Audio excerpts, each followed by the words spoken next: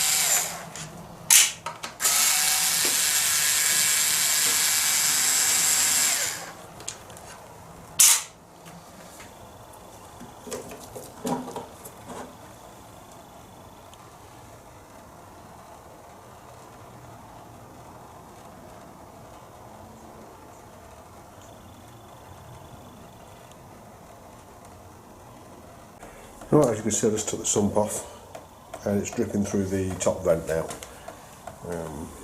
The oil that just come out of the filter is still pooling in here.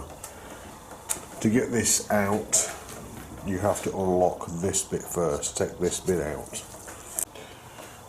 Okay, so these are the instructions I'm working from. So it says pull that out. There's a little tab on it, you just press it very lightly and it just pulls straight out, it's very easy. Now I've got to take out the correct bolts. There is a series of bolts to take out. So I'm going to make sure I take out the right one. There's 10. 1, 2, 3, 4, 5, 6, 7, 8, 9, 10. So it's self-explanatory. They're all T40. So set 1.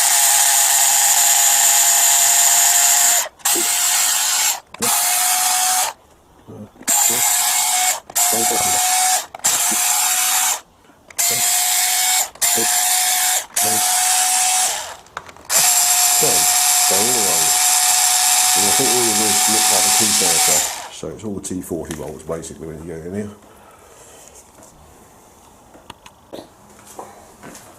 So I'll just took the first bolt out.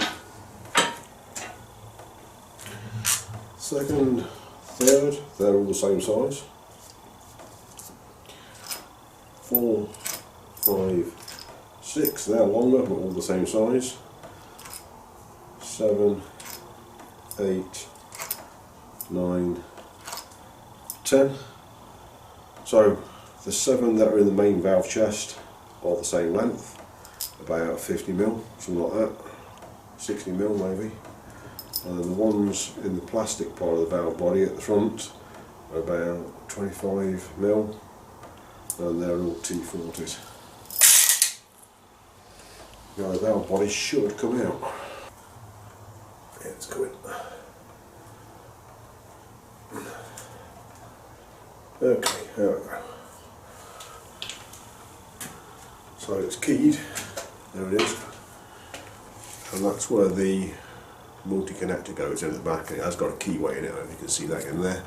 Yeah, you can see the keyway in there, so there's a key in there, and that obviously touches the inside there. The O-ring is on this, double O-ring, so this has a double O-ring on it, and I've saved that one, so I've got one good one.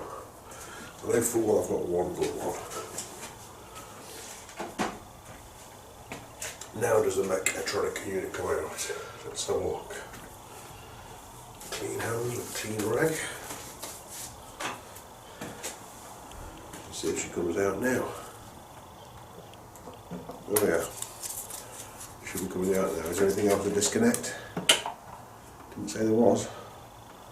So we'll let all that drain out there. And there it is.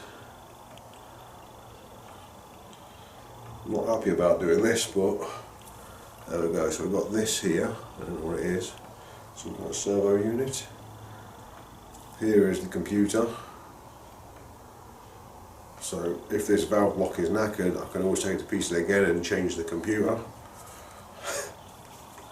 Well, let's put this down somewhere safe. Good grief. Let's put it on here. Should be safe on the sump.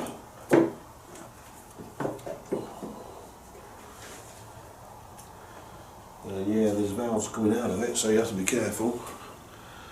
And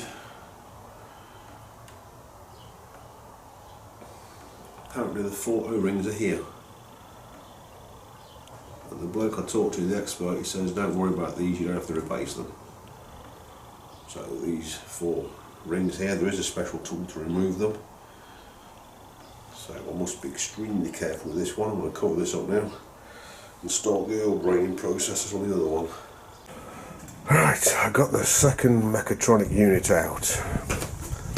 It's a simple procedure, same as it was before. Just take the sump plug out, drain the oil until it stops dripping. Put the sump plug back in again. Take all the bolts out, and then be prepared for a complete mess to come out. And I'll show you how I did that. And the same as before, press that little white tab there. So you just press that tab there, and this whole thing comes down. That releases, you see up in here, there's the white bits up there. They obviously come up to hold the insert that you put in. But this has got the O-rings which seal around this bit, and the O-rings which seal around the gearbox in that area there. And obviously this would flip over and go in like that. So you take that out first. Then you've got 10 bolts. 1, 2, 3, 4, 5, 6, 7, I don't know, 8, 9, there's another one here somewhere, 10, must be one here somewhere in there, might be that one there, 10. But obviously you can see them back from underneath. Right, I'll take it to the car and show you how I got it out. So, just a simple lay down mat, nothing special.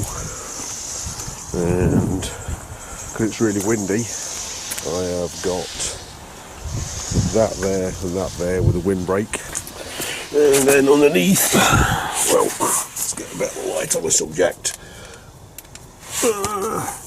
I've got this bucket here, and I've got this bigger tray underneath it, and then I've got all this plastic. There's a windbreak and drive protection to stop the drive getting oily, so I've got all that. And there you go. The mechatronic unit is out of the vehicle. I'm just going to let it drain and drip for a little bit longer. Probably give it half hour, an hour or something dripping. Then I'm going to come in, wipe all the gearbox seal mating surfaces, get the new mech up, torque it in position, get the sump on, torque it up, fill it up with oil, and then, hey presto, we should have all the gears. Less dramatic than I thought, but it was quite entertaining when it started dripping profusely once you got all the 10 bolts loose. I left 2 in and lowered it down by about 1/4 inch on those threads and let it drain for about another 5 minutes. Got fed up waiting, I just got it out and tipped it to the side. And These are just inexpensive. These aren't oil drain containers, and they are very brittle. So I don't want to break them, because this kind of plastic is brittle and cheap and rubbish. But it was £5 for that bucket, which is clean as clean can be.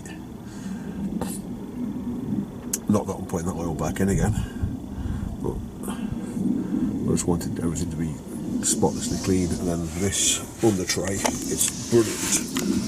I know it's made out of the same cheap plastic, but that is a fantastic. It's just a lid off a bigger box. I didn't have to buy the box. I could just buy the lid separately, and well, it's just containing everything in it. It's brilliant.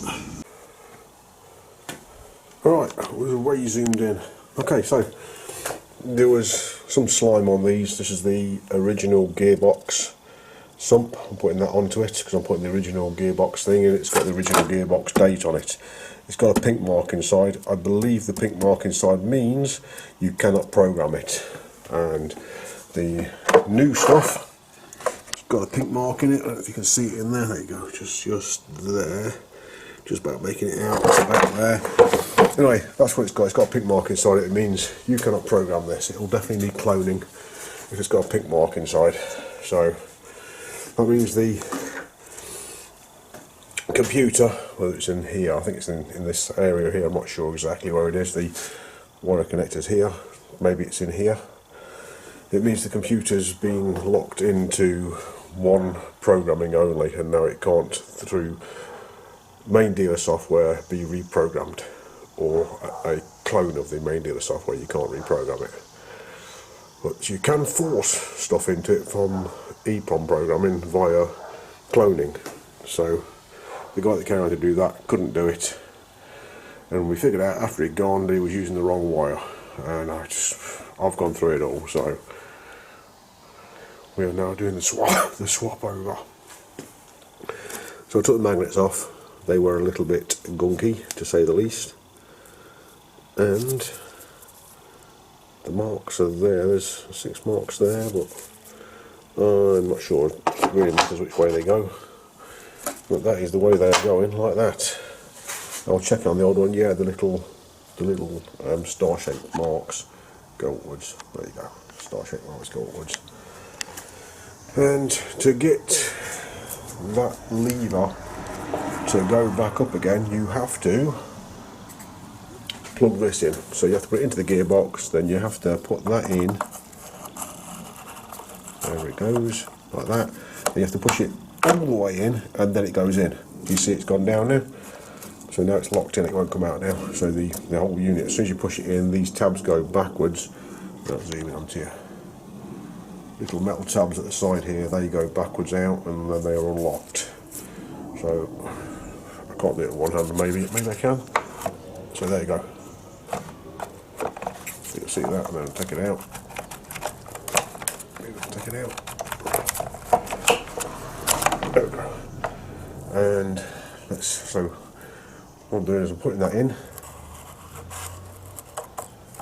and as soon as I push it in far enough, you'll see the little metal tab, and then so it pushes it in, it pushes that back a little bit, and then it allows it to go in. So you can't push that white tab back up.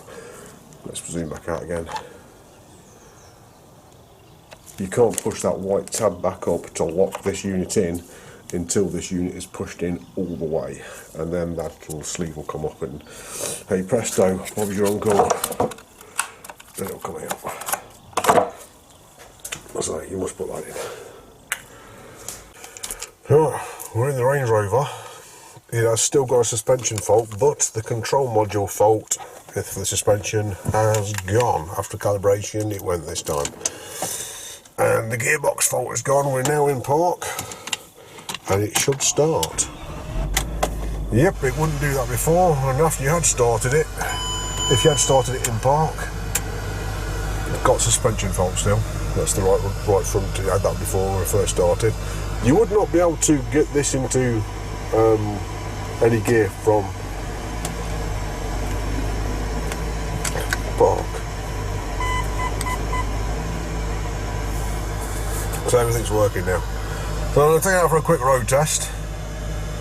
and see how it goes. Unfortunately, I don't think there's anywhere I can put you, which is gonna. I can't drive one-handed, unfortunately, in the UK. I don't know what those laws like in other countries. I haven't got a head cam, so I am going to have to go for a road test and see how good it is. And I believe it's going to be absolutely beautiful now. So we're in here, and we're scanning it for codes. Let's see what we got. Hopefully it's quick. I'm just gonna straight into TCM because I don't need to go anywhere else. Oh, we can look at the suspension module as well. Make sure nothing else has come into that. Just wait for it to recognise the VIN. It shouldn't take long. Yeah, so 3.6, 2007, that's the one. Should give me a list of control units. We'll go into transmission control module and read fault codes. No fault codes, sweet. Okay, so that's the first one. Now we're with the ride level control module. There should be just one fault code in that, and that's the front right height sensor, which is what it was before. So yeah, control unit height sensor fault has gone out of that. So quite happy. I'm going to ring the customer. He's going to be absolutely ecstatic. Everybody's happy. I can take that out. We can flap the flip up, and that's a Range Rover. A new second-hand gearbox. So apparently nobody can program it, and you have to put the mechatronic unit in it. So that's what's happened. Swap the mechatronic units. It works. Pain in the backside, but it works.